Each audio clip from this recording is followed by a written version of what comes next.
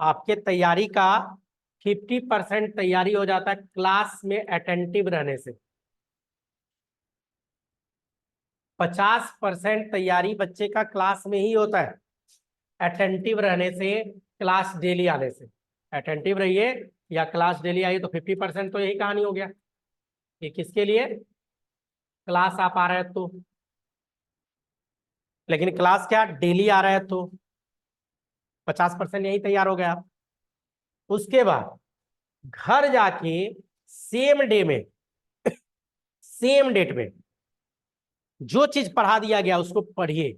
उससे 10% आपका तैयारी हो जाएगा नोट्स से, जो आप नोट्स घर जाके पढ़िएगा सेम डे में। नोट्स पर डे वाला कहानी है, सेम डे या सेम डे।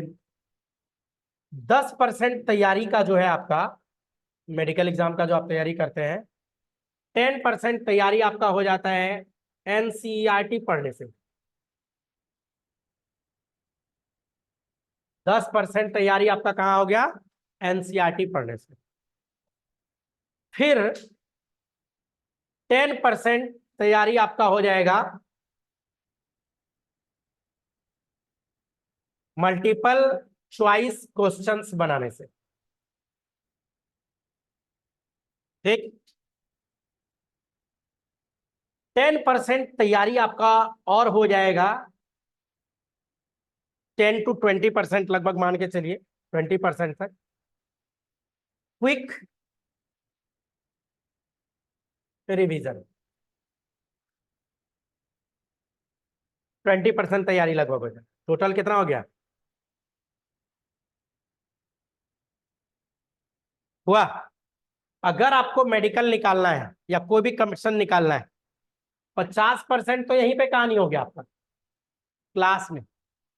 कंपीट करने के लिए आपको चाहिए 75% के आसपास। तो आप 100% कीजिएगा तो 75% पे आराम से रुकेगा। चलिए 100 तो आइडियल कंडीशन है।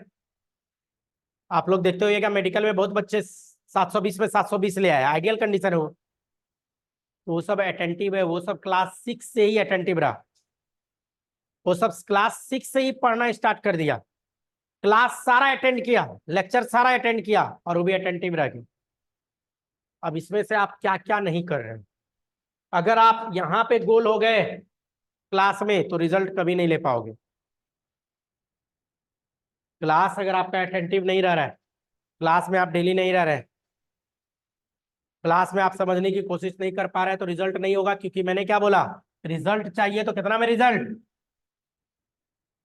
कम से कम मिनिमम 70% प्लस चलना पड़ेगा। और आप 50% अगर यहीं पे गोल कर दिए तो क्या लग रहा है इसमें से रिजल्ट हो जाएगा आपका? कभी नहीं। तो पहला काम, क्लास में अटेंटिव रहना बहुत जरूरी है। क्लास डेली करना जरूरी है। क्लास में किसी भी तरह का कोई हरकत नहीं होना चाहिए। और क्लास में ज्यादा अच्छा है अपने दोस्तों के साथ न बैठो। दोस्त के साथ बैठोगे तो कुछ ना कुछ दिस दैट करेगा। क्लास में उसके साथ बैठिए जिसके साथ आपको पटता ही नहीं है, झगड़ा होता है, मुंह फुला के वो बैठल रहेगा, आप भी बैठल रहिएगा। है ना? वैसे तो क्लास बहुत बड़ा है, स्पेस बहुत ज्यादा है, तो आप सिंगल सिंगल भी बैठ सकते हो ताकि डिस्टरबेंस ना हो। पहला काम। 50% तो खेला यहीं पे हम लोग कर लेंगे। उसके बाद घर जाइए तो एक बार जरूर पढ़िए। ठीक है, अभी नहीं मिला है, आज सर बोले मिल जाएगा।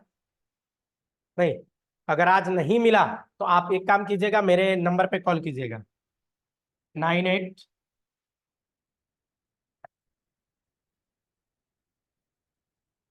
क्लियर? क्या मैसेज कर दीजिएगा व्हाट्सएप पे कि सर नोट्स नहीं मिला। तो देखते हैं हम क्या कर सकते हैं आपके लिए। ठीक है? तो ये तो हो गया, जब नहीं मिलेगा तब तब आप कीजिएगा। तो ये चीज हो गया। उसके बाद क्या है, घर जाके आपको एनसीईआरटी पढ़ना भी जरूरी है। कहिएगा सर एनसीईआरटी पढ़ के क्या करेंगे? एनसीईआरटी आपको लैंग्वेज बताएगा। एनसीईआरटी बार बार पढ़ना है, नोट्स अगर एक टाइम पढ़े, वन टाइम, तो एनसीईआरटी आपको पूरे साल में अगर रिजल्ट चाहिए तो 5 टाइम। जिस दिन 5 बार एनसीईआरटी पढ़ दिए, रिजल्ट कंफर्म है होगा। प्लस क्वेश्चन प्रैक्टिस भी जरूरी है। 10% आपका वहीं पे इंक्रीजमेंट हो जाता है। जो भी चैप्टर मैं पढ़ाता हूं उसका क्वेश्चन प्रैक्टिस आप कीजिए। आप बोलिएगा तो हम आपको डीपीटी भी भेज देंगे, जो मेरा सेंटर पे सब पे भेजते हैं क्वेश्चन प्रैक्टिस के लिए, तो वो सब हम भेज दिया करेंगे। आप बना सकते हो, लेकिन उसके लिए एक किस कोई दे दीजिएगा, हम उसको भेजेंगे, आप लोग आपस में ग्रुप में कर लीजिएगा, है ना। आप लोग ग्रुप में कर लीजिएगा जो भी है। तो ये हम कर सकते हैं। यूट्यूब पे भी बहुत सारा क्वेश्चन मेरा आता रहता है। यूट्यूब पे जाइएगा प्लेलिस्ट में तो एमसीक्यू ह्यूमन रिप्रोडक्शन करके दिया होगा, हर एक चैप्टर का एमसीक्यू मिल जाएगा आपको, तो वहां से भी आप प्रैक्टिस कर सकते हैं। और 20% क्विक रिवीजन, रिवीजन भी बहुत जरूरी है। रिवीजन क्यों जरूरी है इसको आप समझिए, समझना चाहिए। जैसे चलिए एक प्रैक्टिकल एग्जांपल देके आपको बताते हैं कि रिवीजन जरूरत क्यों है रिवीजन का। ठीक, देखो प्रैक्टिकल एग्जांपल बता रहा हूं। आप क्या करना है अभी, अच्छा कोई बच्चा अभी बाहर से आए हैं, बाहर से जो यहाँ नहीं रह रहे, हॉस्टल में नहीं है, बाहर से कौन कौन आए हैं? चलिए ये बच्चे भी आइए, आप भी आए हैं। आप जो बाहर से भी आए हैं, आपके इर्द गिर्द से अगल बगल से कम 100 आदमी गुजरा होगा। एक का भी चेहरा याद करो तो, कुछ याद आ रहा है? नहीं याद आए, और आएगा भी तो वैसे आदमी का जो रोज आपका टकरा रहा था, रोज रोज रोज रोज, उसका चेहरा याद रहेगा।